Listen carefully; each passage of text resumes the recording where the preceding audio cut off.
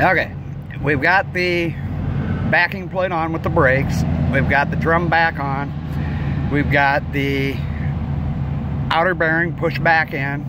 There's a washer that the center of it looks like a D that matches the flat spot of the axle here that you've got to put on. Then you put on the nut.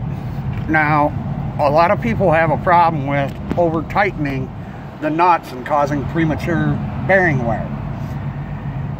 Once you get that nut on, you want to take your drum assembly, put one hand on each side of your tire and wiggle it until you feel the back bearing pop all the way on along with the seal.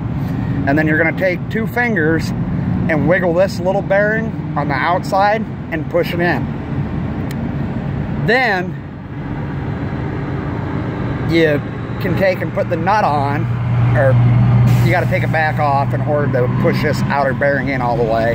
I do that so that bearing doesn't fall off in the dirt. So I take the nut back off, leave the washer and everything in, and I just take my fingers and just wiggle this bearing until it slides all the way on the axle. It's a tight fit, and it's supposed to be a tight fit, but it should recess in there. I'll say a good, on this one, it's a good 3/8 of an inch in from the outer lip of the hub. Now, a lot of people, like I said, over tighten this bearing. This is grease from the other side. I just cleaned off my pliers, but you're gonna shrink it to get these so they fit the knot.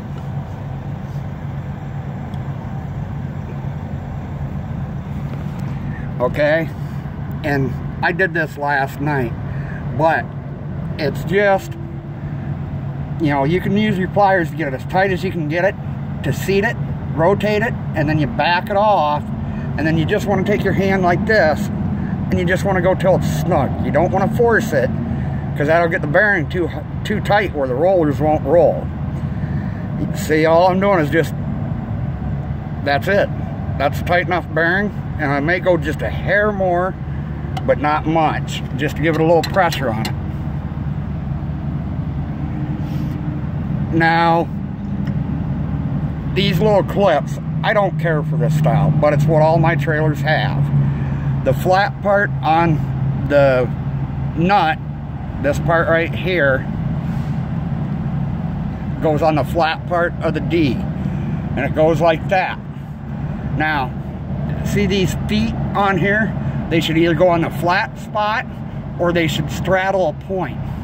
If you have a foot on the center of a point, you want to either back or tighten your bearing, or back off your bearing retainer nut, or tighten it just a smidge.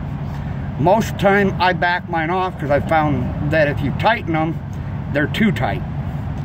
And it's just simple. You just force it on there, and it's kind of a bitch doing hold the camera, but you get it on there, you should feel a solid click when it's all the way on. See, like right now, it's not all the way on because this isn't flat. So sometimes what I found works better is getting a pry bar and just pushing on it just a little bit. And there was a little click there. I know it's all the way on. And I'm gonna check it by sticking my fingernail behind it and pull. It just clips around that nut, guys. It's pretty simple. Now this cap, this is grease from last night when I did it in the dark that I had on the outside of it. That will all liquefy. But make sure there's no dust around here, which there isn't, because this is fresh grease from me cleaning off the grease from the inside of the hub. I just was double checking everything. You're gonna see how this cap is brand new, but it's dented. I'm gonna take and clean off grease on the outside again before I use my hammer to tap this in.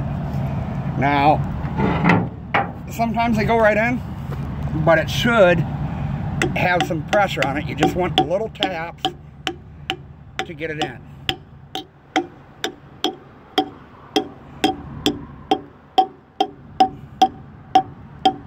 They go on a lot easier a second time because you've already got them pre-fit to the specific drum. Because even though your drum is supposed to be round and the same size, it may be slightly off, maybe slightly smaller in the center than a normal one, but that's okay, because these caps are a interference fit, meaning they fit really tight. But you just want to tap it in until this little lip that's right here hits this part and bottoms out, and then I go around with my fingernail and I check it. And then to check the bearing, I grab a hold of the top of the tire and the bottom of the tire, and I just wiggle it. And it's just a simple up and down wiggle, and then I go 180 degrees on the sides and do the same thing. If it doesn't wiggle, that's good. If it wiggles just a little bit, that's good. I'll show you, because odds are this other front one is, since it's a used axle, not brand new, and the bearings are used, it's probably not perfect. Yeah, there's just a little bit of movement in the front one. I'm satisfied with it because it's still really tight, but it's not enough where you're going to be able to hear it. If you hear a thud when you wiggle your tire, that says, hey dummy, you need to take the cap off, you need to pull out the clip, and you need to take and tighten the nut.